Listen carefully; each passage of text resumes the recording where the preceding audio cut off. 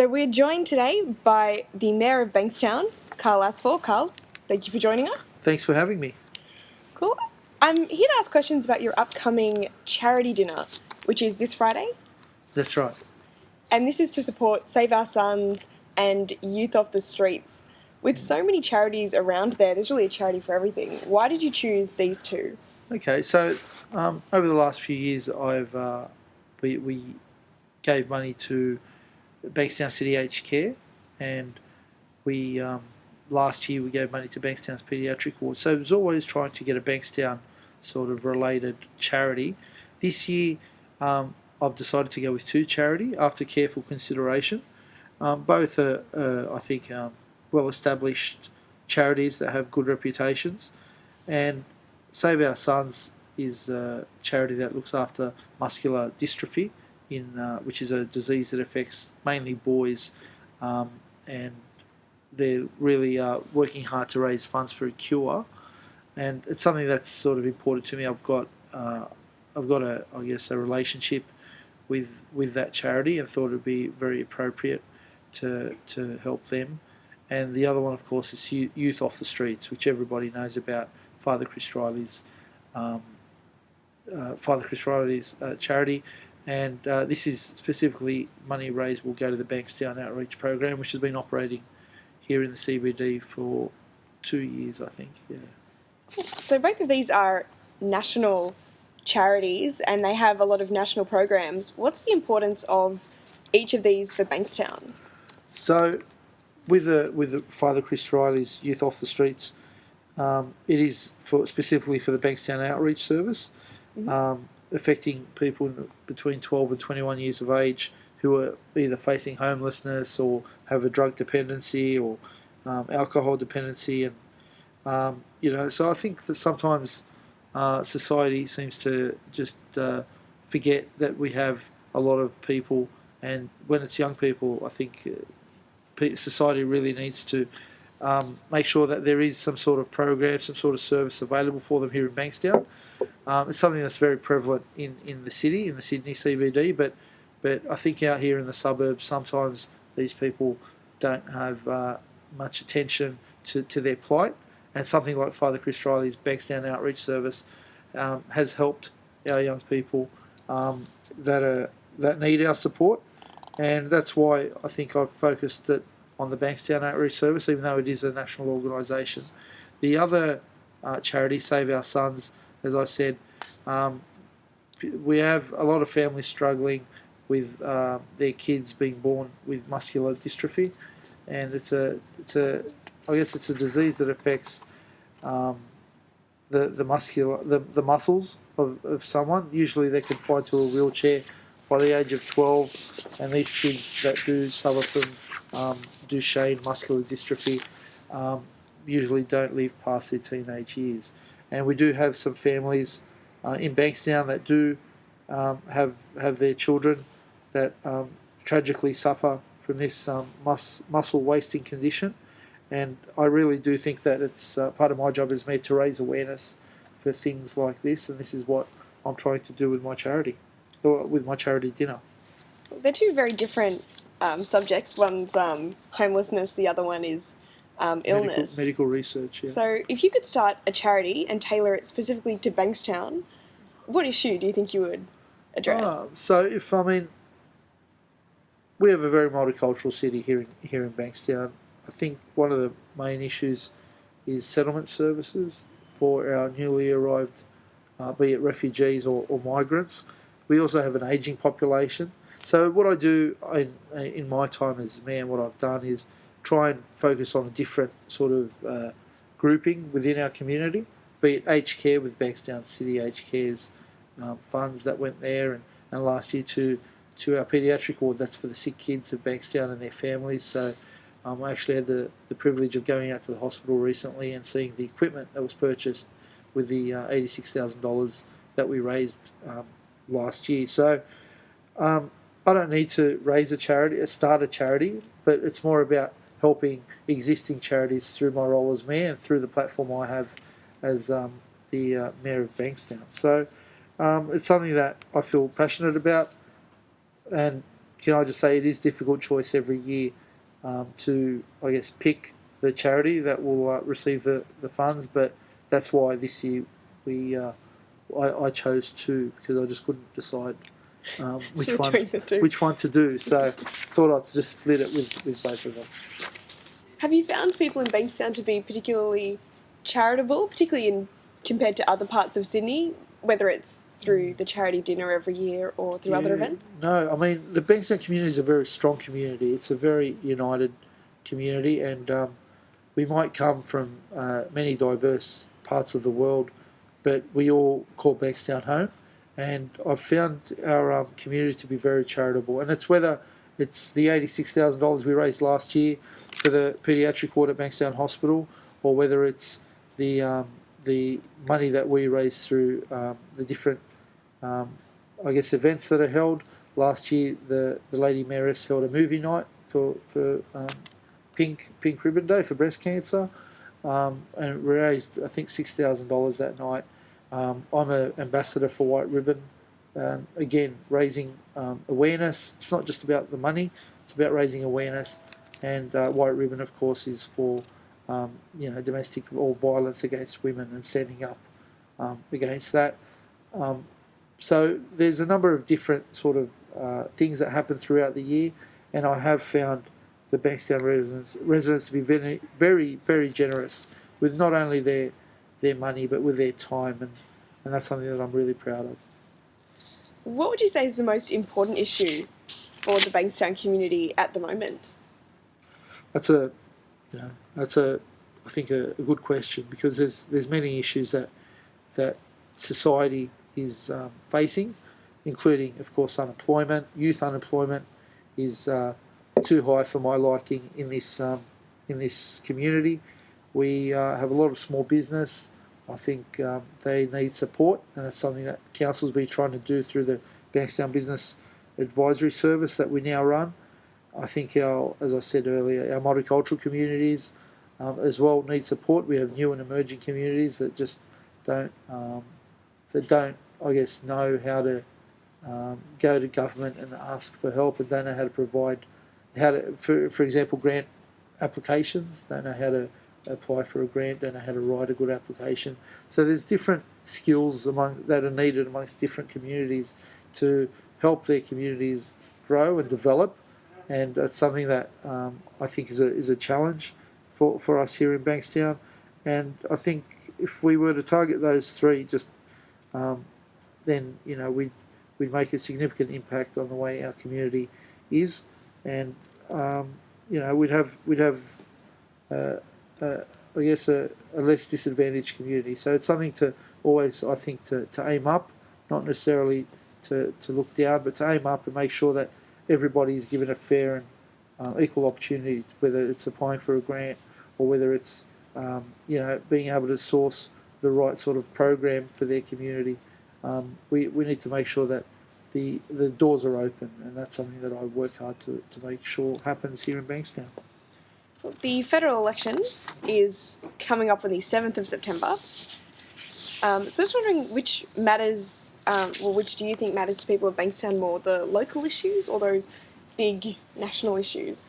I think voters are smart enough to know that when they're voting for a federal election, it's predominantly on federal issues, and of course on state election and local government elections, it's on those different issues. Federally, I think it's something that we have a lot of media at the moment, be it Kevin Rudd or Tony Abbott, but I think people in Bankstown appreciate their local members that we have in Tony Burke and Jason Clare and Daryl Mellon, because these local members have worked hard for the community, and it's there for all to see what they've delivered for us here in Bankstown. So I think that people understand and appreciate their local members and what they've done and what they've delivered, and it's something that I think people are smart enough, voters are smart enough to know who they're voting for and what's important to them. I wrote these questions before the election was announced, but that upcoming federal election is still expected, obviously, to take place, but the referendum that was going to coincide with the election is still going to take place at some point. Yes. So that's a referendum to allow the federal government to provide funding for local governments. Yeah. So I wondering what that meant for Okay. us in Bankstown. Yeah, I think a lot of people aren't too aware of the fact that local government is not recognised in the Australian Constitution.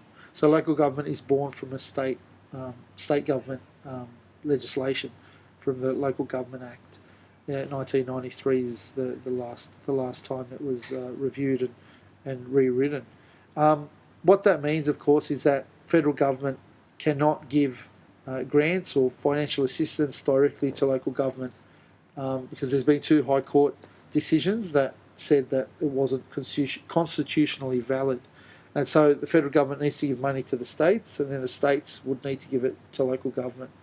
At the moment, that doesn't occur. We have financial assistance grants, and roads to recovery are just 2 that we accept money from the feds directly. What the High Court decision tells us is that would no longer be able to happen if it was challenged. And that's something I think the government has taken into consideration when they proposed this referendum. So without getting, I guess, too technical, it's important that a vote in the future does occur, that a few lines are added to the Constitution, or one line is added to the Constitution, where financial assistance is available to local government. And it's something that I was advocating for, but of course it's something that will be campaigned on in the future. Obviously, there's a lot of positives to getting money from the federal government. Are there any drawbacks? Is there any sort of downside to this? But I'm really happy with the federal government, because if it wasn't for them, we wouldn't be able to we would not have received over $1.5 million for Bankstown Arts Centre, which we I'll correct that. It was over $3 million for the Bankstown Arts Centre. We received about $4 million for the Bankstown Memorial Indoor Centre of Excellence, the Sporting Centre of Excellence, and that was money directly to us from the federal government. If this wasn't allowed to happen, then we would possibly miss out on that money, and it's not a risk that we'd want to take. So I think it's important that we, as a council, secure our funding, and that's why it's important that when it does come up in the future, that hopefully the Bankstown community agrees that we do need some federal funding to be directed towards local government. What are your upcoming plans for the Bankstown Council area, or Bankstown in general? My plans. There's currently in the process of completing our Bankstown Library Knowledge Centre, over $20 million investment into learning and education here in Bankstown, with a state-of-the-art library due to be completed and open to the public by February 2014. We have a budget that's currently that's been adopted, spending $10 million on our local roads, spending money on our local parks, and making sure that our services are maintained without raising rates. And that's something that I'm been very proud of, and Council for 38 years has been very proud of, that we have not gone cap in hand to the state government and asked for permission to increase our rates as other neighbouring councils have. We aim to be debt free by 2018, so by 2018 we won't owe any money to the banks. And these 3 things, building new libraries, building not increasing our rates, and more than the state government allowance for inflation, and thirdly being debt free. They're 3 sort of pillars that I've worked hard to ensure continue, while delivering budgets that do provide important services to our community. So for me, it's about making sure that we have a community that is moving forward, that is working together, is united, and by doing that, I think by following those 3 pillars, we're able to achieve that. Cool. I'm going to go back to a couple of questions about the upcoming election. Sure. What would you hope that people in Bankstown consider when they are casting their vote for this election? you've said that everyone quite respects their local MPs. Yeah. Well, I think it's important to understand that we can't afford to have funding for education or for hospitals slashed. I think it's important that workers' rights are maintained and established and maintained. And I think that government, especially the federal government, really does need to invest in our future. And so I think all voters should really educate themselves on what each party's offering before they cast their ballot. I mean, we live in a democracy, and I think it's important that people don't take their vote for granted and really do their research before going to the ballot box and seeing where, having a say in who is elected to form government federally. What's the relationship like between the local and federal branches of parties, both Liberal and Labor, and then the... Well, I think I've always said on a local level, on a council level, that after election day, no matter what party you're from, that you need to be all on the same page in moving forward with what council wants to achieve. That doesn't necessarily relate on a state and federal level, but I think when you're the closest level of government to the people, that it's important that everybody is united moving forward or advancing their council and their communities. And the council chambers allows you to do that. But when you come to federal and state politics, it's a bit different than that. So it becomes very partisan. But I think what's important for me is to make sure that I have good relationships with not only my councillor colleagues but also with the state and federal government, and it's something that is important to help our community. And if I didn't have those good relationships, and if council didn't have those good relationships, then we wouldn't be able to deliver for our community. So it's all part of the job here. Cool. In relation to the kind of next year's charity fundraiser, if I was to start a charity that aimed to completely cover Reevesy Woolworths in chocolate to support the local flailing chocolate industry, do you reckon that'd be something that could get some funding at next year's charity? I'm so concentrating on the current fundraiser coming up, the charity dinner on the Friday the 16th of August. Tickets are still available, and you just contact my office on 9707 9523 and to purchase some tickets.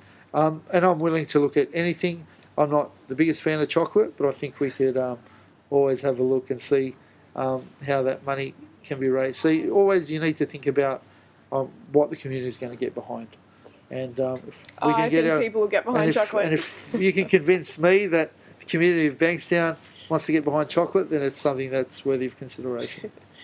And are there any final comments for any of the listeners for Bankstown and Auburn Community Radio? Well, I think it's important that council, as an organisation, has its, I guess, door open, where we're always looking for feedback. We're always wanting to have a conversation with our residents. I don't think we should be a closed shop and think that we know best. So I'm always trying to be out there in the community, be it through our council road shows, which come to local shopping centres to get feedback and tell people what's happening, and making sure that there is a dialogue going on between the community, be it through the residents panel that we have, or be it through any other forms of communication. I think it's important. So I'd really like, if any of your listeners do have a suggestion or a comment or even a complaint, to please make your voice heard. Let us know about it, because if we don't know about it, then we can't really do much about it. So, and thanks for the time today. No worries. Thank you so much.